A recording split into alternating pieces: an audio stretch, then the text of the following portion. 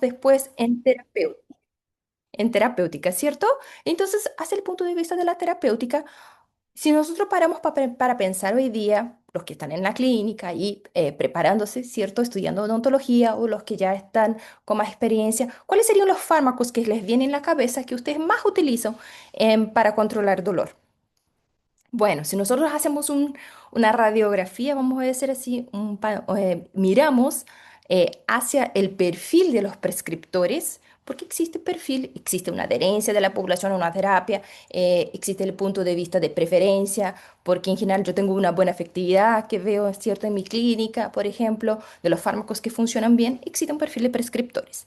Y mirando hacia eso, dentro de los países ya los dentistas tienen un cierto comportamiento. Si bien en Chile nosotros hoy día no tenemos levantamientos, que yo les puedo decir, quiero que ustedes piensen en eso. ¿Cuáles son los fármacos que ustedes más prescriben? ¿Cuáles son los fármacos que más les gusta a ustedes? Si nosotros miramos hacia en general los datos, ¿cierto? Em, Nosotros vemos que Brasil, por ejemplo, hay una preferencia, el número uno es el ibuprofeno. Bueno, muy parecido a la Alemania. A la Alemania también para control del dolor se usa mucho ibuprofeno. Ya por otro lado, México, China está el paracetamol. Bueno, pero vemos también un otro perfil bastante interesante. En Alemania, por ejemplo, sale el diclofenaco y tanto como en la Alemania y en Brasil, el metamisol. No sé si ustedes se acuerdan, en Chile se escucha poco del metamisol, pero eso es distinto para los que trabajan, por ejemplo, en la atención primaria. La atención primaria, nosotros tenemos el metamisol para uso, por ejemplo, endovenoso. ¿Y por qué? Porque es un fármaco que funciona súper bien. Es un analgésico que quedó en el olvido, vamos a decir así, en muchos países, pero hoy es el antipirético más efectivo que nosotros tenemos en el mercado, por ejemplo, para controlar fiebre. Entonces, es un fármaco que quedó en el olvido, pero que sí funciona bien, es barato y tiene una muy buena una muy buena seguridad. ¿Ok?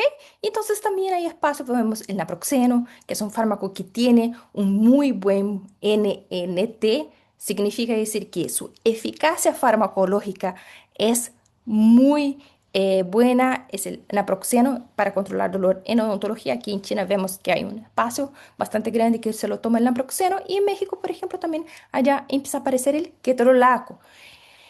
El ketorolaco quizás podría estar entre nuestras primeras opciones farmacológicas, no tanto. A mí, lo que a mí me gusta decir siempre a todos los profesionales en el posgrado o a los estudiantes que están aprendiendo es que el ketorolaco es una buena herramienta como un SOS. ¿Por qué? Porque el ketorolaco hoy día existe en venta, el de uso sublingual, ¿cierto? En una dosis de 30 miligramos, o sea, una dosis muy efectiva, que tiene una buena absorción, tiene un rápido efecto porque es utilizado en la forma farmacéutica que está para sublingual. Entonces, es un fármaco que yo debo reservar como SOS, que es una excelente estrategia. ¿Cierto? Cuando uno necesita un inicio de acción muy rápido para desensibilizar mi paciente, el ketorolaco es una excelente opción. Obvio que también tiene un costo asociado. Nosotros necesitamos saber si ese paciente tiene condiciones de comprárselo. ¿Ya? Ahora, cuando nosotros pensamos en las urgencias, el primer punto, uno de los mayores desafíos, en especial si nosotros nos miramos hacia las profesionales que hacen la endodoncia, por ejemplo, le preguntamos, hoy día van a decir que el gran desafío en una urgencia odontológica, en un paciente que está ahí con una pulpitis, que está con un proceso infeccioso activo, es lograr una anestesia local adecuada. ¿Por qué? Porque por las características locales de ese tejido, de lo que está pasando fisiológicamente, ya nos dice, y por las características del fármaco, ¿cierto? Eso no se hace tan compatible. Entonces, vamos a conversar mejor al respecto de esto, pero el grande desafío ahí es que la anestesia local funcione y funcione bien. Entonces, podemos decir hoy que una de las habilidades más importantes que tiene que adquirir el odontólogo es tener la capacidad de proporcionar una anestesia local que sea segura y que también sea eficaz. Porque si nosotros vemos el gran temor de los pacientes en la clínica es que la anestesia local, que le va a funcionar, que, que pegue, que se tome esa anestesia, ¿cierto? Que funcione, que no le duela, que le va a dar un efecto adverso. Entonces, es uno de los puntos claves de nuestra atención, de la percepción del paciente, que ese paciente vuelva, ese paciente me va a indicar a otros, a que esa anestesia local sea sí o sí efectiva. Entonces, si nosotros pensamos hoy día, ¿cuál es el anestésico local de preferencia en la clínica odontológica? Muy probablemente, si nosotros preguntamos hoy en Chile, el anestésico local que más se utiliza es ¿quién? Es el clorhidrato de lidocaína. La sala anestésica, ¿cierto? Es la lidocaína.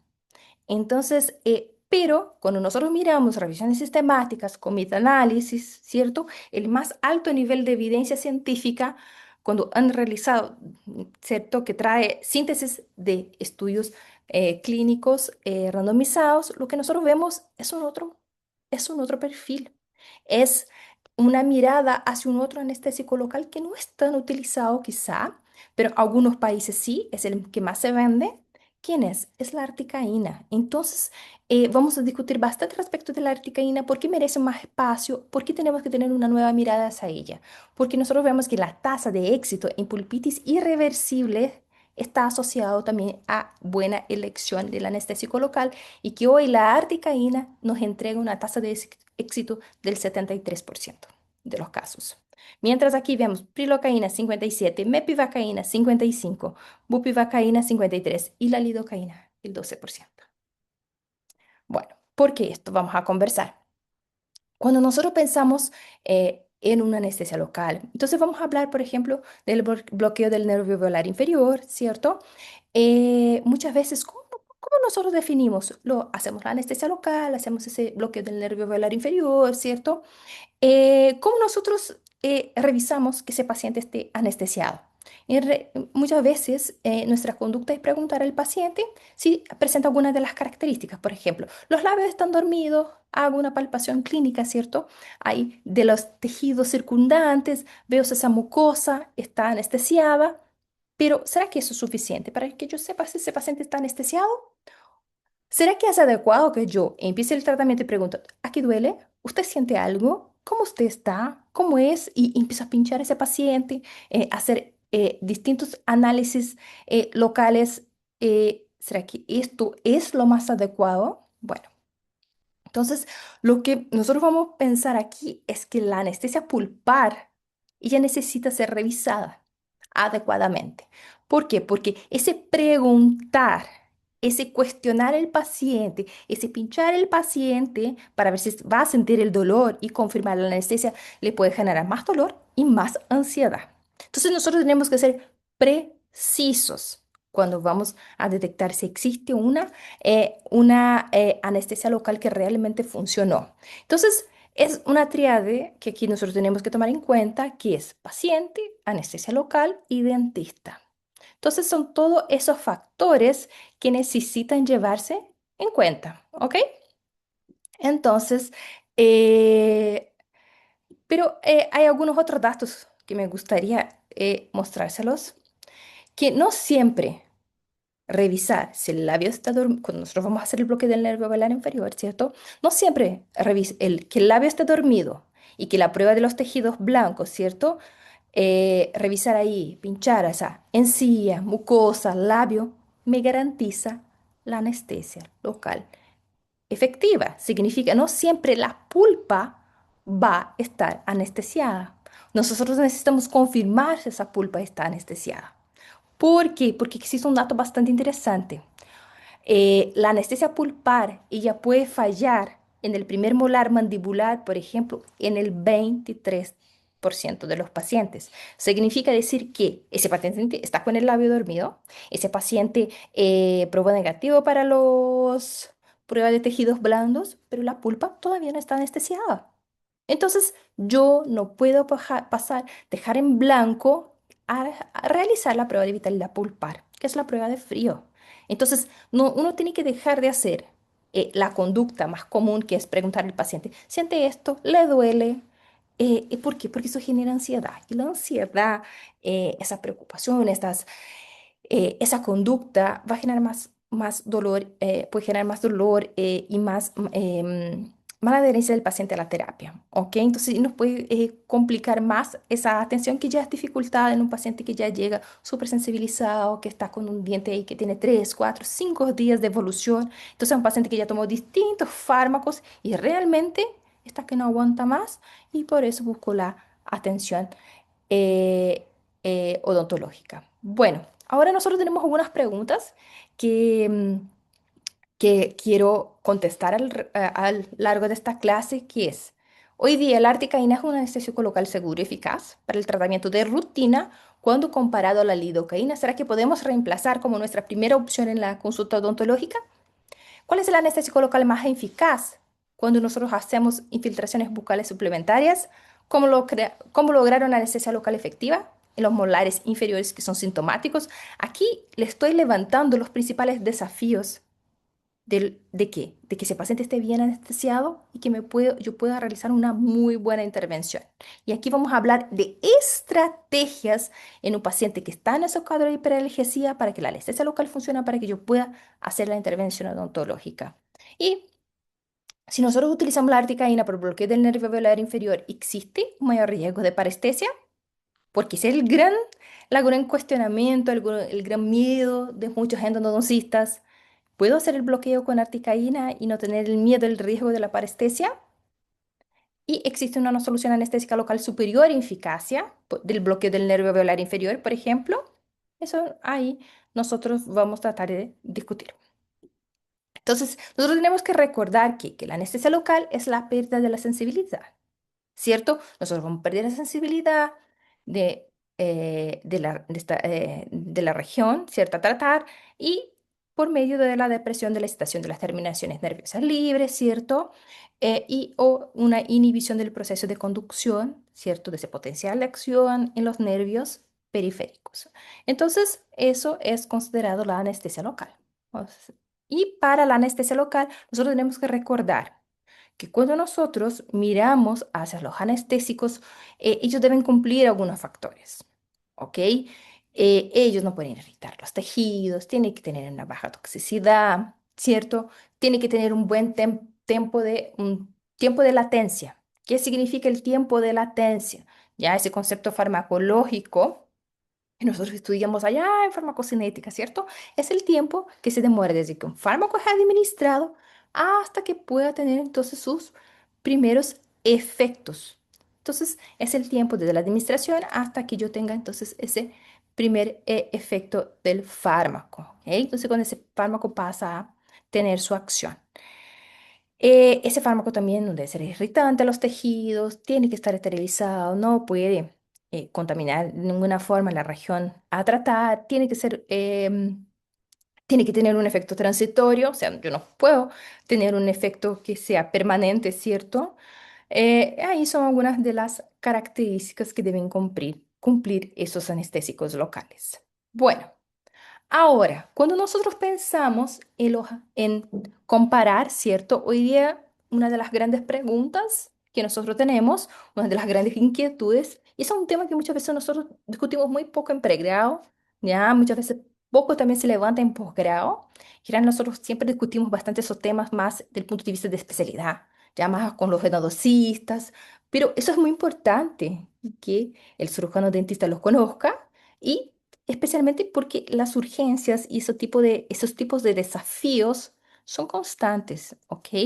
Entonces, en general les va a tocar muchas veces en la clínica, entonces es importante que ustedes se lo manejen bien y que existen estrategias farmacológicas coadjuvantes que lo vamos a discutir.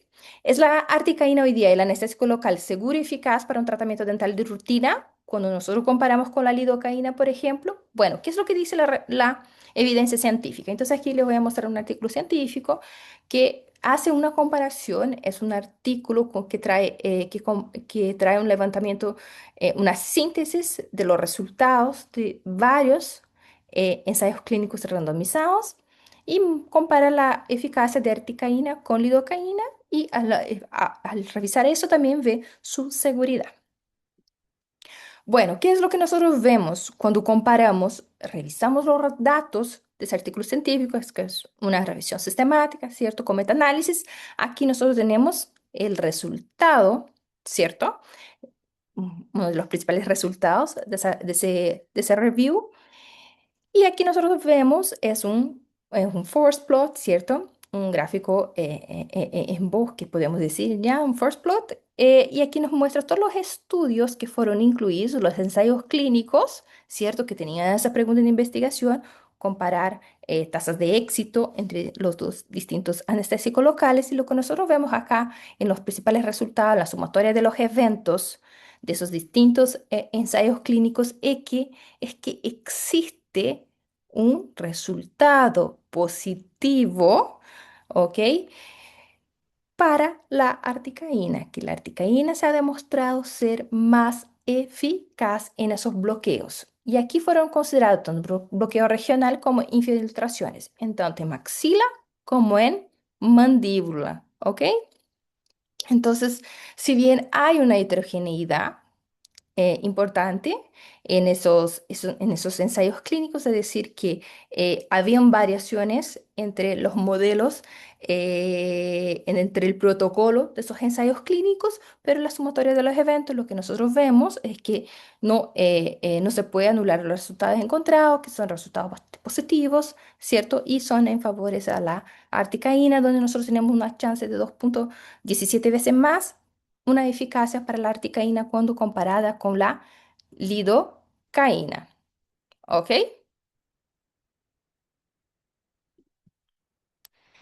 ¿Se escucha bien? Sí, doctora. Ya, perfecto. Entonces, bueno, entonces siguiendo, hablando de la articaína, tenemos que recordarnos algunas consideraciones. Cuando nosotros pensamos en la articaína químicamente, ella tiene características bastante interesantes que la hacen bastante exitosa, especialmente en algunas situaciones clínicas, porque ella en su estructura química tiene ahí algunos puntos de interés. Ella tiene un grupamiento éster y un anillo tiofeno. ¿Qué significa decir esto? Que ese grupamiento éster, ese anillo tiofeno, le confiere una mejor difusión tisular. Ella se difunde mucho mejor, le va a dar una mejor liposolubilidad. Y esto va a hacer con que, especialmente cuando yo hago inyecciones que son más bien técnicas infiltrativas, yo voy a tener una mejor absorción, una mejor difusión de este anestésico local. Entonces, consecuentemente, ese fármaco va a estar actuando mejor. ¿Ok? Y también eso me permite llegar a algunas áreas que con la Lido, por ejemplo, no podría llegar. Entonces, y también tiene un otro punto de vista farmacocinético, no menor, que es la biotransformación en plasma y en hígado.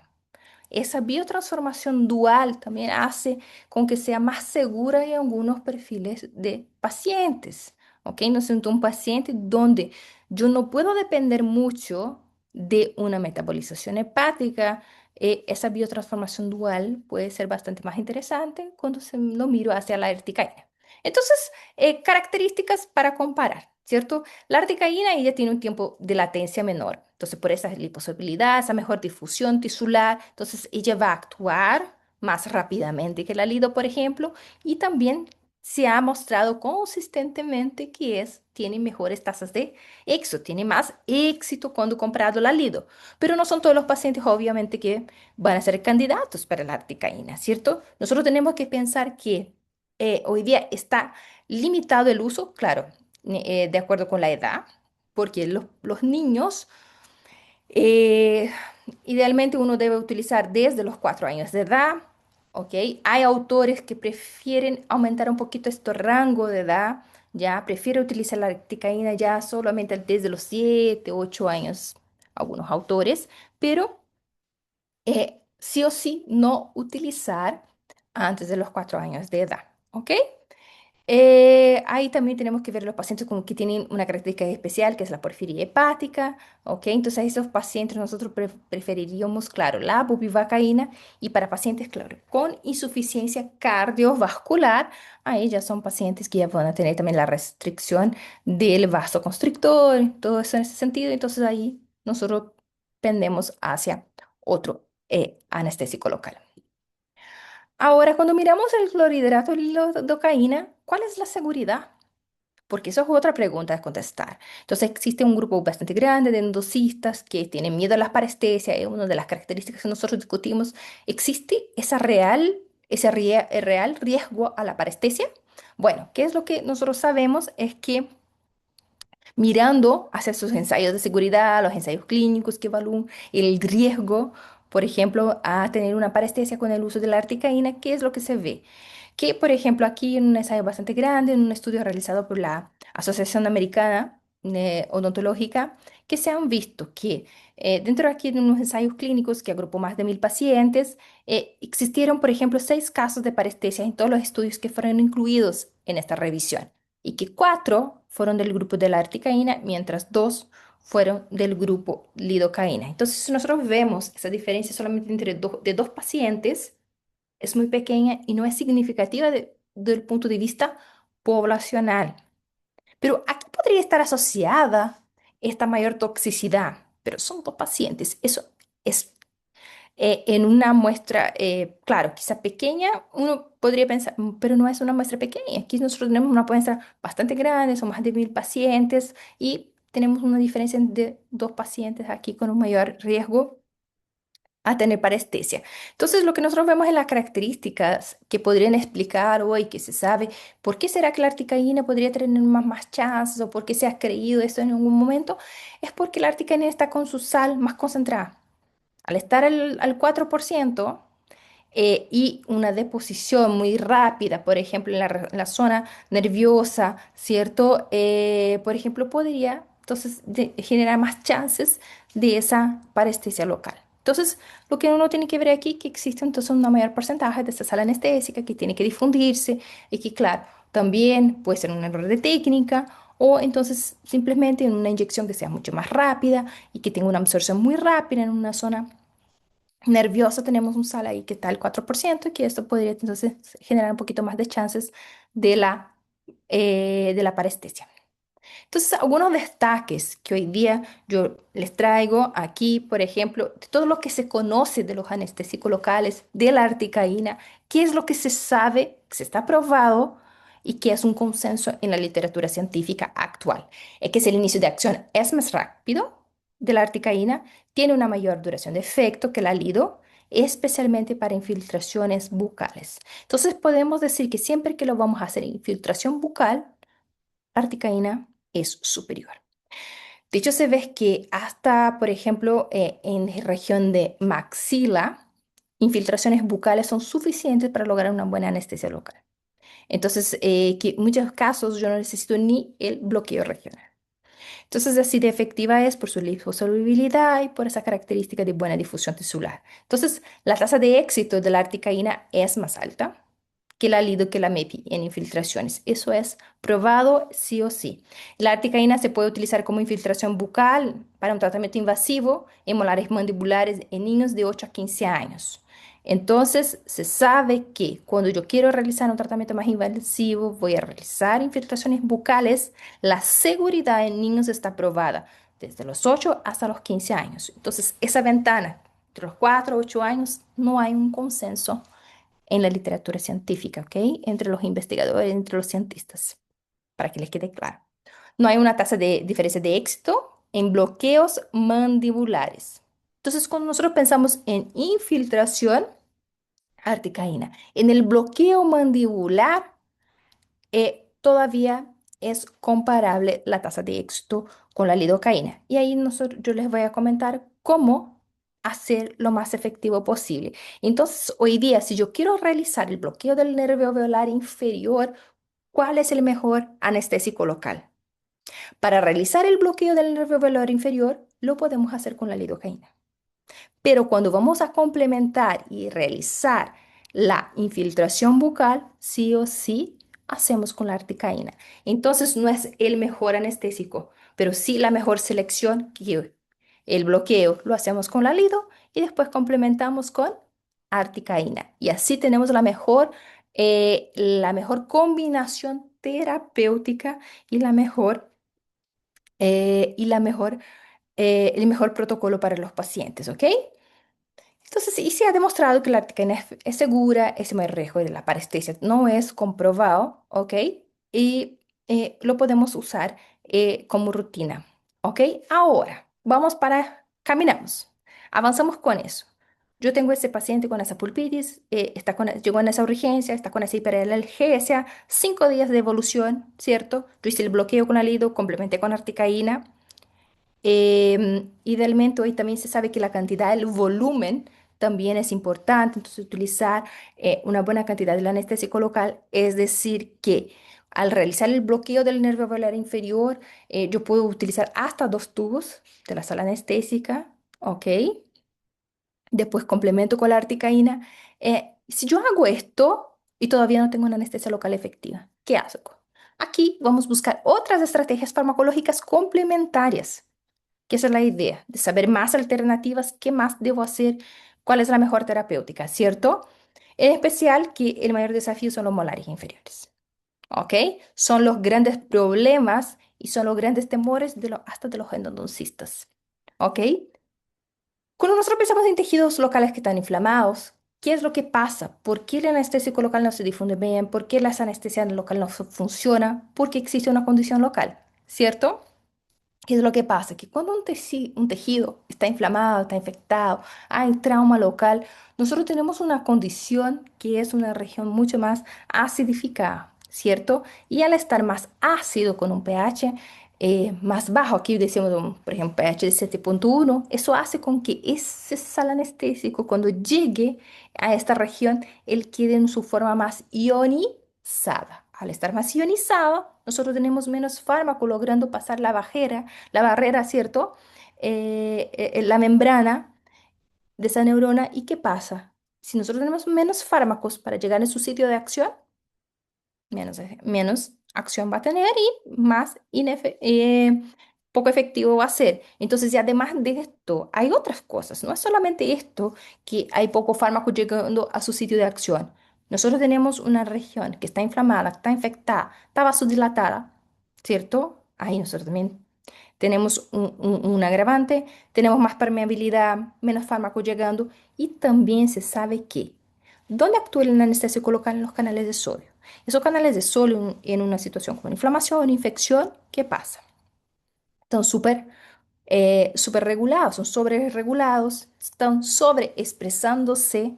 Entonces también ese anestésico local va a tener esa mayor dificultad para ejercer su acción y ahí llegamos a ese estado de hiperalgesia. O sea, hay toda una sopa inflamatoria también ahí actuando y dificultando mi acción. Ahora, ¿cuáles serían las opciones farmacológicas para solucionar ese problema? Bueno, es realizar analgesia multimodal.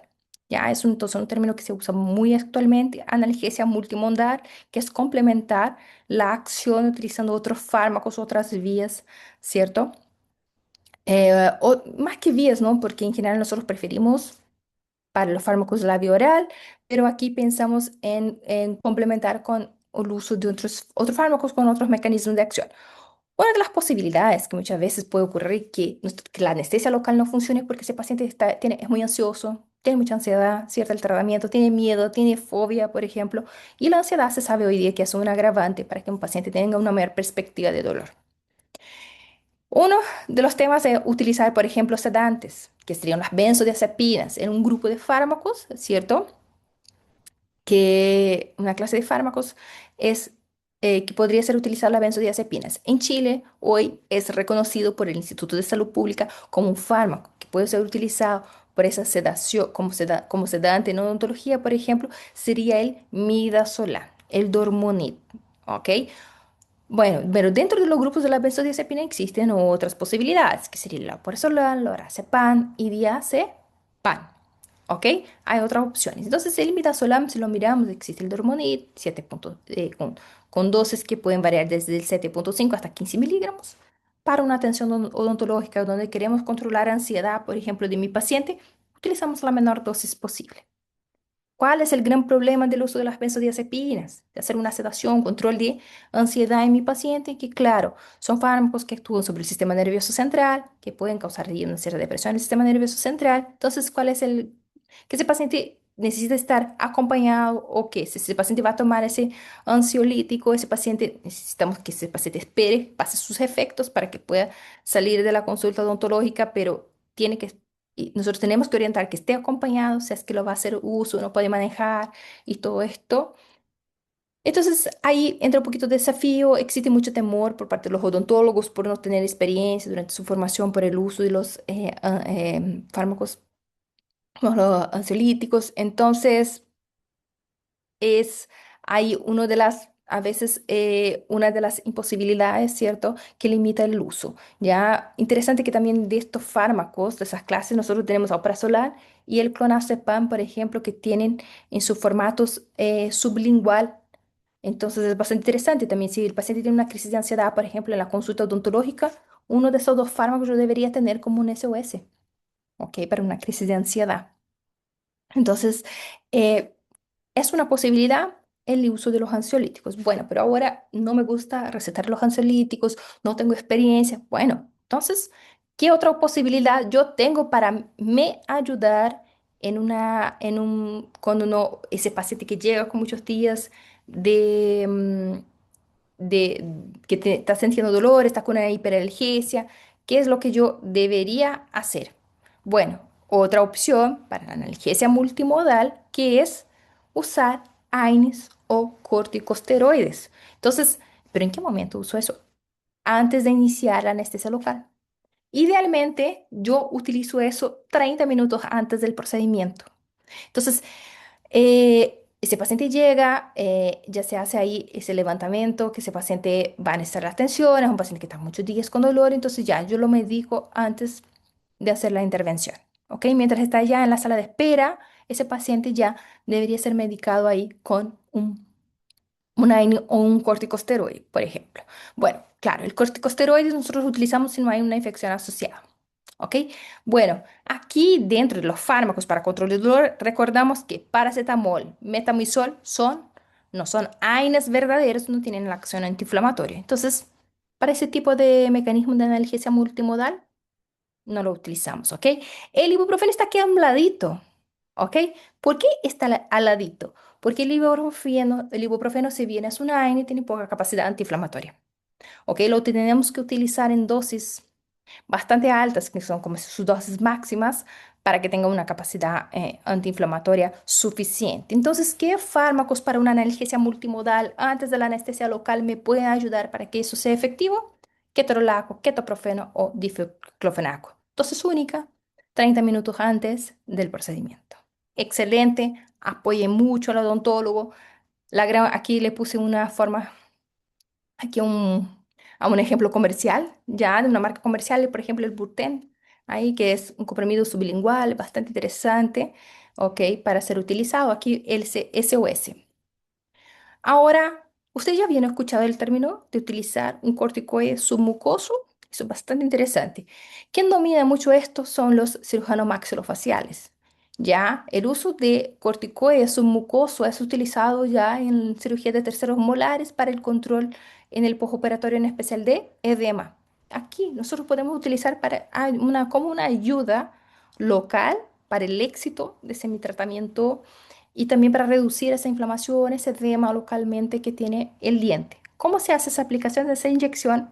Bueno, yo tomo esa ampolla del corticoide, que puede ser una betametasona o una dexametasona, dosis 4 miligramos por el ml, puedo también utilizar de 8, ahí yo lo decido y voy a aplicarle en la región submucosa, ¿ok? En el vestíbulo bucal cerca del sitio de interés.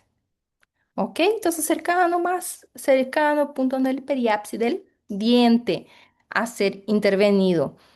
¿Cuánto cabe de ese corticoide en esta región? Bueno, nosotros no lo vamos a lograr 1 ml porque no cabe en ese espacio, pero alrededor ahí de 0,7, sí.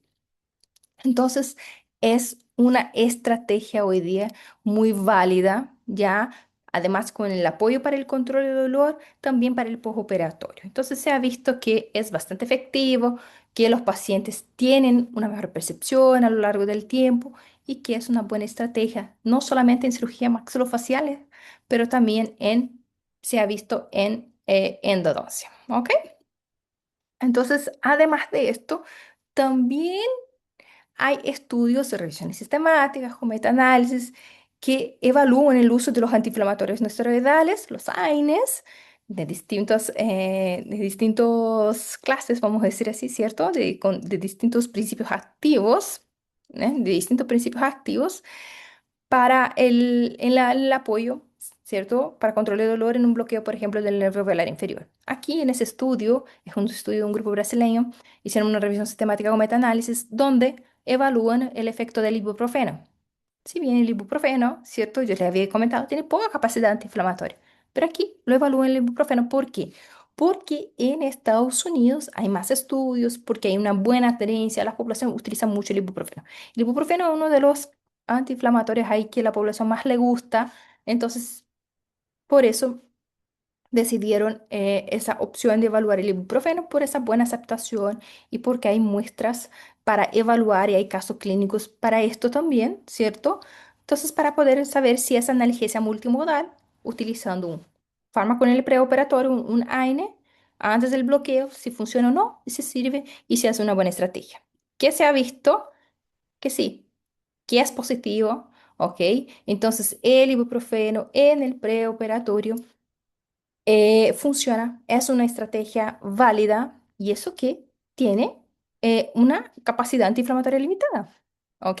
Entonces, imagínense, nosotros pasamos a utilizar entonces otros fármacos que son más potentes como antiinflamatorio 30 minutos antes del procedimiento. Voy a tener una muy buena respuesta. ¿Ok? Entonces, esa es una estrategia muy poco utilizada en odontología que debe ser parte de nuestro día a día. Ahora, no sé si ustedes han escuchado, eso también es un término nuevo aquí, que es el buffering, que se llama el tamponamiento del anestésico local. Bueno, ¿qué significa esto? Que nuestro anestésico local, cuando viene con el vasoconstrictor, él es más ácido, ¿cierto? ¿Por qué? Porque él tiene que ser así, porque ya no viene alcalinizado para favorecer esa absorción en un tejido que está inflamado, porque simplemente no se puede, porque se degradaría el anestésico local. ¿Ok? Entonces no podemos. Entonces una estrategia es que también ya se usa en medicina, es hacer un tamponamiento, pero es en el momento del uso, ¿ya? Del fármaco. ¿Qué significa esto? Que hoy día se están entrando en el mercado de Estados Unidos, ya existe un sistema automático, ya que se llama como un lápiz donde uno pone un tubo, ¿cierto?, del anestésico local y un otro tubo con bicarbonato de sodio concentrado, ¿ok? Claro, en grado químico, todo eso de alta pureza, con el 8,4% por ejemplo, de bicarbonato y como en ese lápiz se hace una graduación, ¿cierto? Se hace una graduación ya preparada y ahí uno hace una mezcla automática aquí, ¿cierto? Y hace un tamponamiento de ese anestésico local. ¿Ok? Una proporción que es de 9 para 1. Es decir, 9 del anestésico local para 1 de bicarbonato de sodio. Claro, ¿es recomendado que yo haga eso en mi consulta odontológica? Esa manipulación, no, porque al realizar esa manipulación nosotros no tenemos esos sistemas todavía en venta en Chile, ¿cierto? Si yo lo voy a manipular, yo puedo contaminar.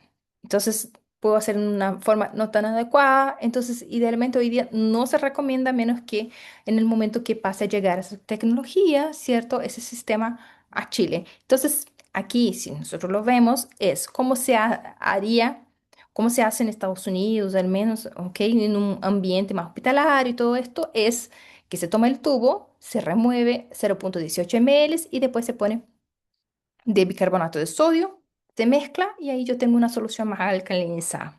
Entonces, esa alcalinización disminuye el dolor en la inyección, ¿cierto? Porque el paciente dejaría de tener la artencia, tendría un menor tiempo de latencia también, ¿ok? El anestésico local funcionaría todavía más rápido y una mayor efectividad de la anestesia local, especialmente en regiones que están inflamadas, infectadas.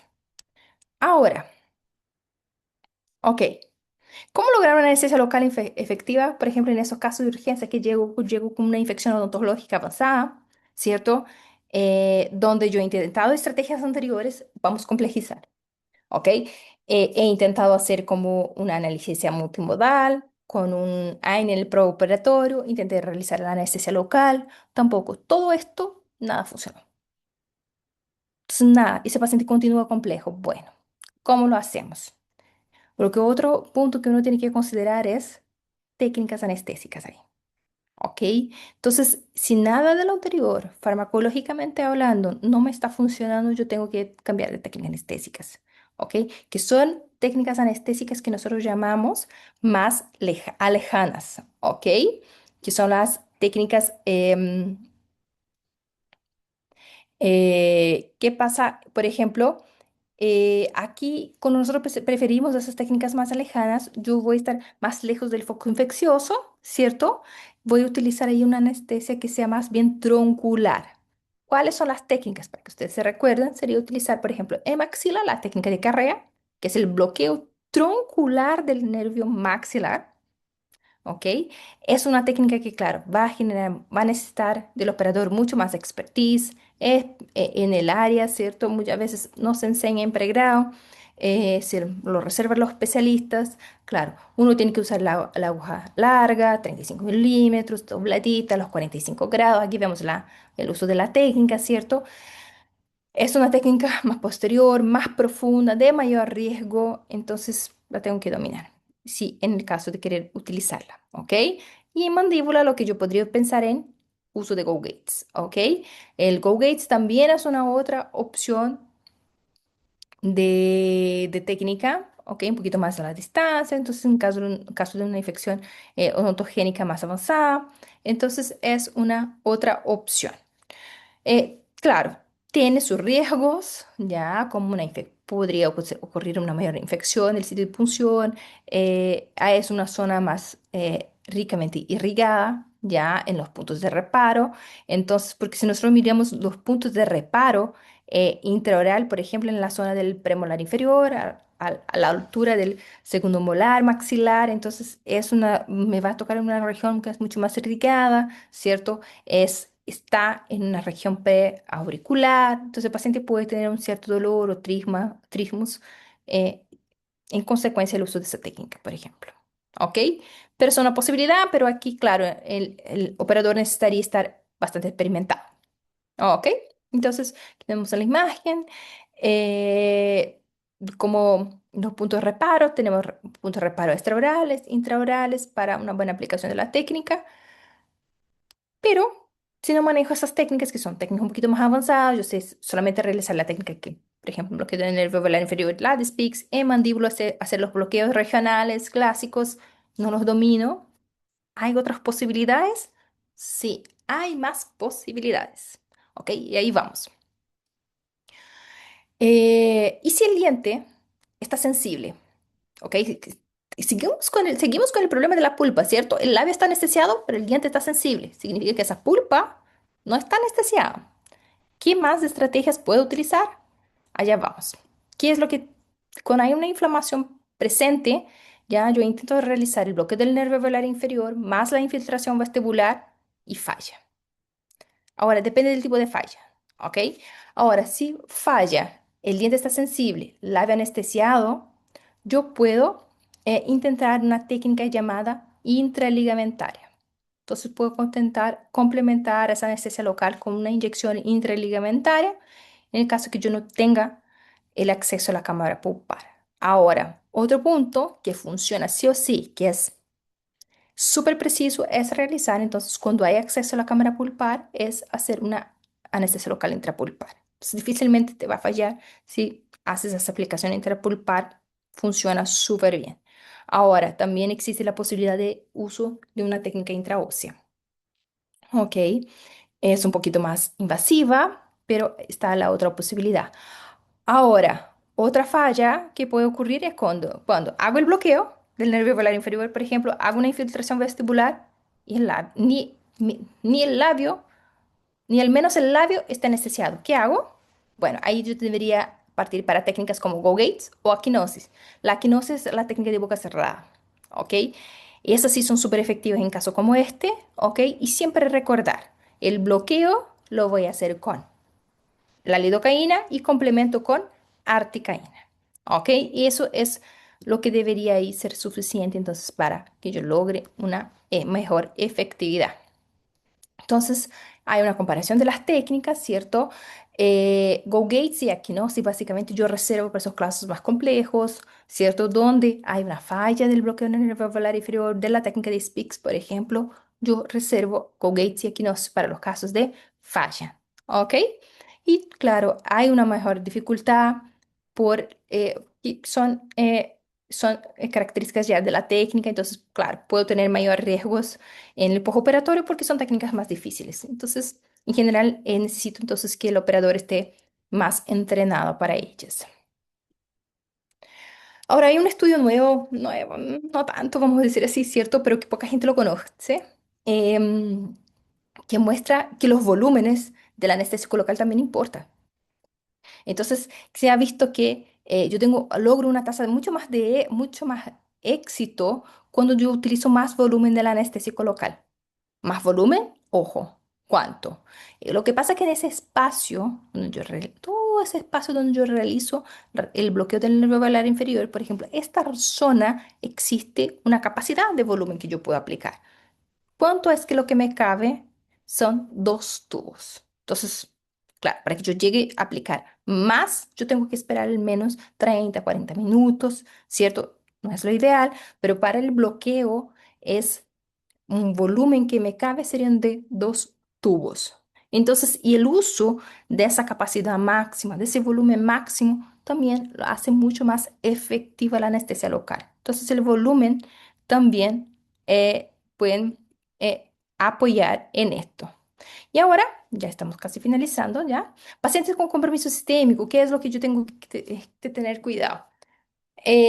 Bueno, existen algunas situaciones que yo no puedo utilizar el vasoconstrictor, ¿cierto? Tenemos que recordarnos que si bien la epinefrina es el vasoconstrictor más seguro, mismo en pacientes con hipertensión arterial, si ese paciente está con una hipertensión arterial y que está controlada, yo puedo utilizar un anestésico local con vasoconstrictor, a menos que ese paciente esté con una hipertensión que sea con una presión arterial sistólica sobre los 160 y la diastólica sobre los 100. Entonces, abajo de esto, puedo utilizar vasoconstrictor. ¿Cuánto de vasoconstrictor? Ahí les voy a mostrar también más adelante. El paciente que tuvo una historia de infarto agudo del miocardio, ya un infarto agudo del miocardio, vamos a decir así, que esté dentro de la capacidad metabólica de los 6 MET que nosotros decimos, ¿no? Pero eso quiere decir que es reciente, ¿ok? Después de entre los 6 meses a un año después de un infarto agudo del miocardio, este paciente ya es considerado más estable, entonces, pero igualmente ahí tenemos que tener los datos cardiovasculares. Cirugía reciente de bypass o colocación de stent. Esos pacientes no deben recibir vasoconstrictor. Paciente con angina de pecho inestable, obviamente, porque esos pacientes ya dejan de ser un ASA3. Entonces, el paciente está entre un ASA3 y un ASA4, está con un riesgo más constante de vida. Obviamente, ese paciente no puede recibir el vasoconstrictor. Ahora, otras contraindicaciones que también uno tiene que estar atento como odontólogo es, claro, la insuficiencia cardíaca congestiva no controlada, ya, el hipertiroidismo no controlado, feocromocitoma, historia de alergia a los sulfitos. Aquí, claro, una mayor prevalencia en los pacientes asmáticos, pero también los pacientes que hacen uso de algunos fármacos ilícitos, ¿ok? Como cocaína, crack, el oxi, las metanfetaminas, éxtasis. Esos pacientes tengo que tomar mucho cuidado. Claro, es difícil que el paciente relate, pero yo lo puedo. Hay algunos indicios fisiológicos, ¿cierto?